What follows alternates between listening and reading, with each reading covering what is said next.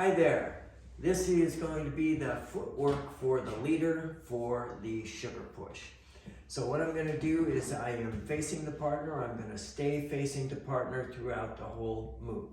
So I have a left to right hand hold. Footwork is back, back. That's my 1, 2, 3, and feet are together. Forward on 4, 5, and 6. I'm going to do that again. The count is 1, 2, 3, and 4, 5, and 6. I'm going to do it from this direction.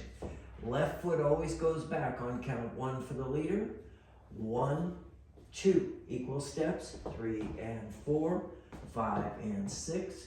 From this direction, again, I'm staying in front of the partner. 1, 2, 3, and 4, 5 and 6. I'll put my back to the camera. Left foot first. 1, 2, 3, and 4, 5, and 6.